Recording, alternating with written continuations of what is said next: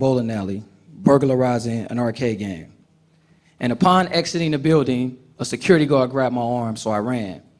I ran down the street and I jumped on top of a fence. And when I got to the top, the weight of 3,000 quarters in my book bag pulled me back down to the ground. So when I came to, the security guard was standing over top of me and he said, "Next time, you little punk, steal something you can carry." I was taken to juvenile hall. And when I was released into the custody of my mother, the first words my uncle said was, "How'd you get caught?" I said, "Man, the book bag was too heavy." He said, "Man, you weren't supposed to take all the quarters." I said, "Man, they were small. What am I supposed to do?" And 10 minutes later, he took me to burglarize another arcade game. We needed gas money to get home. That was my life. I grew up in Oakland, California, with my mother and members of my immediate family addicted to crack cocaine. My environment consisted of living with family, friends, and homeless shelters. Oftentimes, dinner was served in bread lines and soup kitchens. The big homie told me this: money rules the world and everything in it. And in these streets, money is king. And if you follow the money, it'll lead you to the bad guy or the good guy. Soon after, I committed my first crime. And it was the first time that I was told that I had potential and felt like somebody believed in me. Nobody ever told me that I could be a lawyer, doctor, or engineer. I mean, how was I supposed to do that? I couldn't read, write, or spell. I was illiterate. So I always thought crime was my way to go.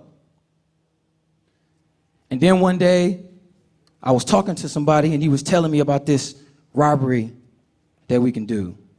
And we did it. The reality was that I was growing up in the strongest financial nation in the world, the United States of America, while I watched my mother stand in line at a blood bank to sell her blood for $40 just to try to feed her kids. She still has the needle marks on her arms to this day to show for that. So I never cared about my community. They didn't care about my life. Everybody there was doing what they was doing to take what they wanted. The drug dealers, the robbers, the blood bank. Everybody was taking blood money. So I got mine by any means necessary. I got mine. Financial literacy really did rule the world. And I was a child slave to it, following the bad guy.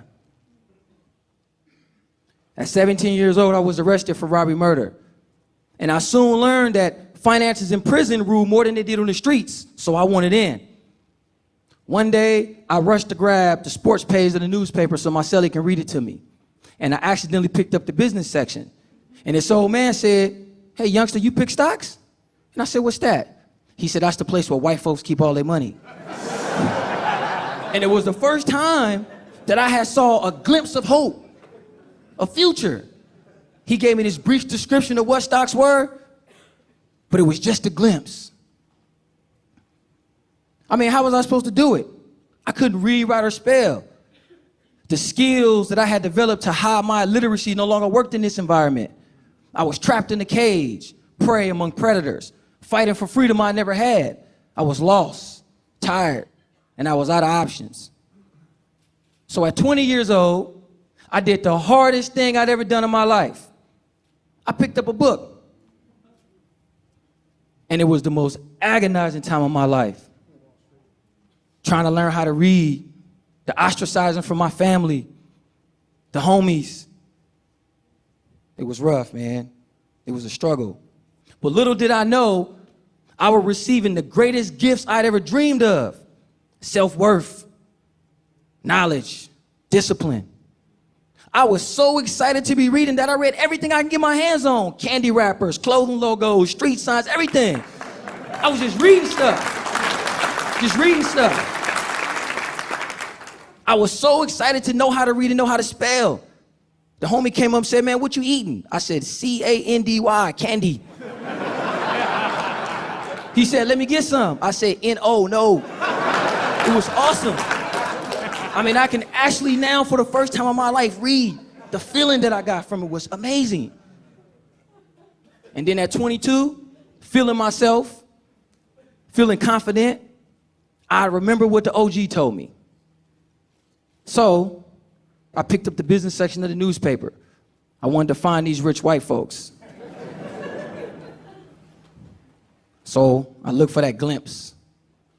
As I further my career in teaching others how to financially manage money and invest, I soon learned that I had to take responsibility for my own actions. True, I grew up in a very complex environment, but I chose to commit crimes, and I had to own up to that. I had to take responsibility for that, and I did.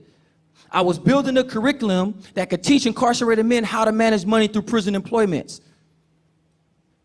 Properly managing our lifestyle will provide transferable tools that we can use to manage money when we re-enter society, like the majority of people did who didn't commit crimes.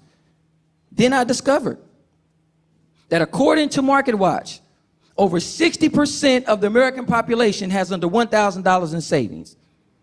Sports Illustrated said that over 60% of NBA players and NFL players go broke. 40% of marital problems derive from financial issues. What the hell? You mean to tell me that people work their whole lives buying cars, clothes, homes, and material stuff, but we're living check to check? How in the world were members of society going to help incarcerated individuals back into society if they couldn't manage their own stuff? We screwed. I needed a better plan. This is not going to work out too well. So I thought, I now had an obligation to meet those on the path and help. And it was crazy because I now cared about my community. Wow, imagine that. I cared about my community. Financial illiteracy is a disease that has crippled minorities in the lower class in our society for generations and generations. And we should be furious about that. Ask yourselves this: how can 50% of the American population be financially illiterate in a nation driven by financial prosperity? Our access to justice, our social status, living conditions, transportation, and food are all dependent on money that most people can't manage. It's crazy. It's an epidemic and a bigger danger to public safety than any other issue. According to the California Department of Corrections, over 70% of those incarcerated have committed or have been charged with money-related crimes, robberies, burglaries, fraud, larceny, extortion. And the list goes on. Check this out. A typical incarcerated person would enter the California prison system with no financial education, earn 30 cents an hour, over $800 a year, with no real expenses, and save no money.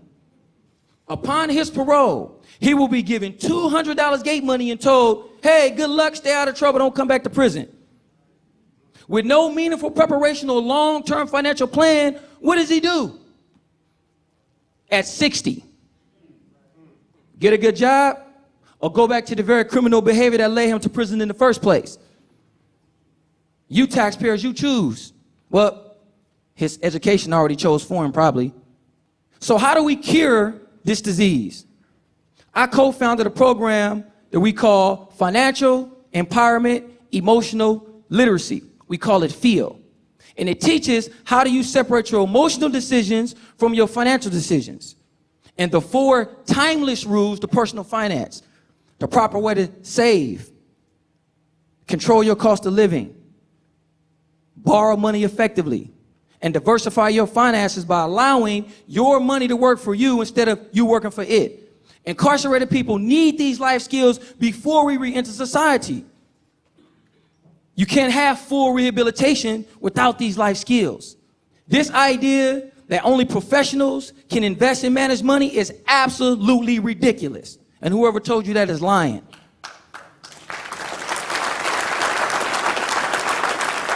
A professional is a person who knows his craft better than most. And nobody knows how much money you need, have, or want better than you, which means you are the professional. Financial literacy is not a skill, ladies and gentlemen. It's a lifestyle. Financial stability is a byproduct of a proper lifestyle. A financially sound incarcerated person can become a taxpayer citizen. And a financially sound taxpayer citizen can remain one. This allows us to create a bridge between those people who we influence, family, friends, and those young people who still believe that crime and money are related. So let's lose the fear and anxiety for all the big financial words and all that other nonsense that you've been out there hearing. And let's get to the heart of what's been crippling our society from taking care of your responsibility to be better life managers. And let's provide a simple and easily to use curriculum that gets to the heart of what financial empowerment and emotional literacy really is.